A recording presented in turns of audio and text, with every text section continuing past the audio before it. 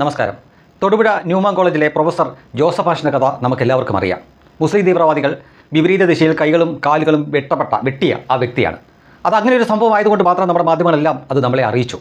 എന്നാൽ അതിനു മുമ്പ് മറ്റൊരു വ്യക്തിയിൽ മദനിയുടെ അനുയായികൾ ഇതേ കാര്യം ചെയ്യാൻ ശ്രമിച്ചിരുന്നു. പക്ഷേ ധീരനായ അയാൾ അതിനെ അതിജീവിച്ചു. ഒടുവിൽ അദ്ദേഹത്തിൻ്റെ മാതാവിൻ്റെ നിർദ്ദേശപ്രകാരം അദ്ദേഹം ഇന്ത്യൻ പട്ടാളത്തിൽ ചേർന്നു. ഇന്ന് അദ്ദേഹം മേജറാണ്, മേജർ പ്രിൻസ് ജോസ്. ഇനി ബാക്കി കാര്യങ്ങൾ അദ്ദേഹത്തിൻ്റെ തന്നെ നാവിൽ നിന്ന് കേൾക്കുക. ഇന്ന് നമ്മുടെ ആ ഗ്രൂപ്പിൽ ഭാരത് മാതാ കീ ജയ് എന്നൊക്കെ പറഞ്ഞ് എഴുതിയപ്പോഴത്തേന് ആളുകൾക്ക് അങ്ങോട്ട് ചിലർക്കൊന്നും ദഹിക്കുന്നില്ല. ഞാനും ഒത്തിരി ബലം പിടിച്ചില്ല ഗ്രൂപ്പിൽ. പക്ഷേ ചില കാര്യം നിന്നോട് പറയണമെന്ന് തോന്നുക എന്ന് പറഞ്ഞാൽ ചില കാര്യങ്ങൾ നിനക്കും അറിയത്തില്ലായിരിക്കും. നമ്മുടെ സൈനിക് സ്കൂളെല്ലാം കഴിഞ്ഞിട്ട് ഞാൻ ഡിഗ്രിക്ക് വേണ്ടി SP കോളേജിൽ ഫിസിക്സ് ചേർന്ന് പഠിച്ചുകൊണ്ടിരിക്കുമ്പോഴത്തേന് ഞാൻ അവിടെ ക്രിസ്ത്യൻ ലീഡർഷിപ്പിൽ ഭയങ്കര ആക്റ്റീവാണ്. എല്ലാ ഓർഗനൈസേഷനിലും യുവദീപ്തിയുടെ പ്രസിഡൻ്റാണ്, മിഷൻ ലീഗിൻ്റെ ഓർഗനൈസിങ് പ്രസിഡൻ്റാണ്, ഓൾട്ടർ ബോയ്സിൻ്റെ ലീഡറാണ്, കാറ്റഗിസം ടീച്ചറാണ്. അങ്ങനെ എല്ലാത്തിലും നിറഞ്ഞു നിൽക്കുക, ക്രിസ്ത്യൻ ലീഡർഷിപ്പിൽ മുഴുവനായിട്ട് നിറഞ്ഞു നിൽക്കുക. ആ സമയത്താണ് നമ്മുടെ മദനി ISS സ്ഥാപിക്കാൻ വേണ്ടി ഞങ്ങളുടെ ഗ്രാമത്തിൽ വന്നത്. പുള്ളി വന്നിട്ട് പ്രസംഗിച്ചത് ഒരു മനുഷ്യന് കേട്ട് നിൽക്കാൻ പറ്റില്ല. വിദ്വേഷ പ്രസംഗം എന്ന് പറഞ്ഞാൽ വിദ്വേഷത്തിൻ്റെ വിഷം കൂത്തി വയ്ക്കുന്ന പോലത്തെ ഇത്. അതൊന്നും അങ്ങനത്തെ ഒന്നും ഞങ്ങൾ സാധാരണക്കാർ ഗ്രാമവാസികളാണ്. ഇതുപോലത്തെ ഒന്നും ഇങ്ങനത്തെ ടൈപ്പ് കണ്ടിട്ടില്ല എന്ന് പറയുന്ന പോലത്തെ പ്രസംഗമൊക്കെ അത് പ്രസംഗിച്ചത്. ഒരു തരത്തിൽ കേട്ട് നിൽക്കാൻ പറ്റില്ല. ഞാൻ ആ മൈക്കെല്ലാം കൂടെ എടുത്ത് കുളത്തിലെറിഞ്ഞു. അപ്പോൾ അന്ന് അവന്മാരൊന്നും ചെയ്തില്ല. കാര്യം അവന്മാർ കരുതിയിട്ടില്ലല്ലോ. പിറ്റേ ദിവസം അവന്മാർ കരുതി കൂട്ടി വീട്ടിൽ വന്ന് കോളിംഗ് ബെല്ല് അടിച്ചപ്പോൾ നമ്മൾ ആദ്യത്തെ മര്യാദ നമ്മൾ വാല് തുറന്ന് അവന്മാരോട് ഇരിക്കാൻ പറയുന്നു.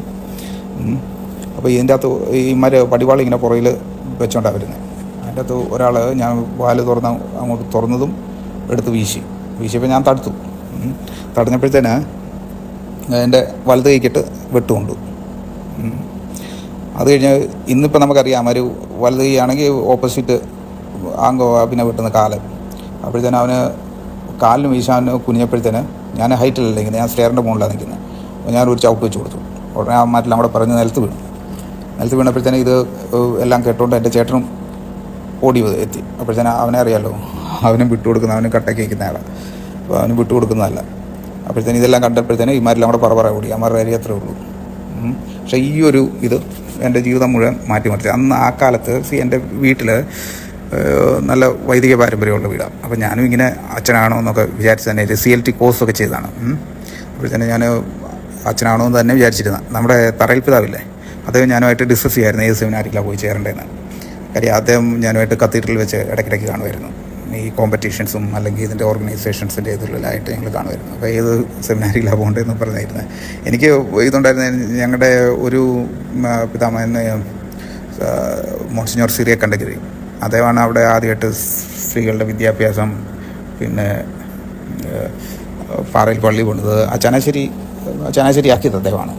അത് കഴിഞ്ഞ് പിന്നെ എൻ്റെ ഒരു ആൻറ്റി ഒരു മിഷനിലുണ്ടായിരുന്നു. എൻ്റെ ഒരു ചേച്ചി സിസ്റ്റർ ലൂയിസ മിഷനിലുണ്ടായിരുന്നു. അപ്പോൾ എനിക്ക് മിഷനിൽ പോകണോ സെമിനാരിൽ പോകണമെന്നൊക്കെ ഇങ്ങനെ കൺഫ്യൂഷനായിട്ട് ഇങ്ങനെ നിൽക്കുന്ന സമയത്താണ് ഞങ്ങൾ ഇതൊക്കെ ഡിസ്കസ് ചെയ്തുകൊണ്ടിരിക്കുന്ന സമയത്താണ് ഈ ഇൻസിഡൻറ്റ് ഉണ്ടായിക്കൊണ്ടിരുന്നത്.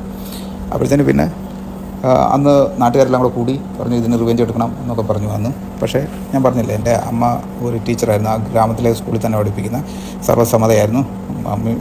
അമ്മ പറഞ്ഞു ഇതൊന്നും ചെയ്യരുത്, ഇത് നമ്മുടെ ലെവലല്ല, നമ്മുടെ ലെവൽ വേറെയാണെന്ന് പറഞ്ഞു. ഒരു CDSCയുടെ പുസ്തകം എടുത്ത് കൈ തന്നിട്ട് പറഞ്ഞു ഇതാണ് ഇതിൻ്റെ ലെവലെന്ന് പറഞ്ഞു. അങ്ങനെ ഞാൻ CDSC എക്സാം എഴുതി SSB പാസ്സായി പട്ടാളത്തിൽ കയറി കഴിഞ്ഞപ്പോഴത്തേന് ആദ്യം എനിക്ക് ഇലക്ട്രോണിക്സ് ആൻഡ് മെക്കാനിക്കൽ എഞ്ചിനീയേഴ്സിലാണ് കമ്മീഷൻഡായത്. അപ്പോൾ അതെൻ്റെ ടാർഗറ്റ് പൂർത്തിയാക്കാൻ പറ്റിയില്ല. അപ്പോഴത്തേന് ഞാൻ 9 പാരാ സ്പെഷ്യൽ ഫോഴ്സസ് ചൂസ് ചെയ്തു. അത് നമ്മുടെ ക്യാപ്റ്റൻ പോൾ ബാസ്റ്റൺ സാറിൻ്റെ യൂണിറ്റ് ആയതുകൊണ്ട് തന്നെയാണ്. അപ്പം അതുകൂടെ ആയപ്പോഴത്തേന് ഞാൻ 9 പാരാ SF ഓപ്റ്റ് ചെയ്തു. റെസ്റ്റ് നിങ്ങൾക്കെല്ലാം അറിയാം, 8 ഓപ്പറേഷൻസ്, അതിൻ്റെ അത് 3 അസോൾട്ട്, കാർഗിലിൽ തന്നെ 3 അസോൾട്ട്. നമ്മുടെ സാൻഡോ ടോപ്പ് പിടിച്ചു, ട്രൈ ജംഗ്ഷൻ പിടിച്ചു, സുഡു ടോപ്പ് പിടിച്ചു. ഈ സാൻഡോ ടോപ്പിലാണ് എനിക്ക് ആർട്ടിലറി ഷെല്ല് കൊണ്ട് ഞാൻ 300 ഫീറ്റ് താഴെ വീണതും. അതെല്ലാം നിനക്കറിയാമല്ലോ, അല്ല ഗൂഗിൾ ചെയ്ത് നോക്കിയാൽ മതി. അപ്പോഴത്തേന് ഇതെല്ലാം കഴിഞ്ഞിട്ടാണ് നമ്മളിവിടെ വന്നിരിക്കുന്നത്. അതായത് എനിക്ക് ആ സേനാ മെഡൽ ഗാലറി കിട്ടിയത് പ്രിൻസ് എന്ന് പറഞ്ഞാൽ എൻ്റെ പേരിൽ തന്നെയുള്ളൊരു ഓപ്പറേഷനില്ല എനിക്ക് സേനാ മെഡൽ ഗാലറി കിട്ടിയത്.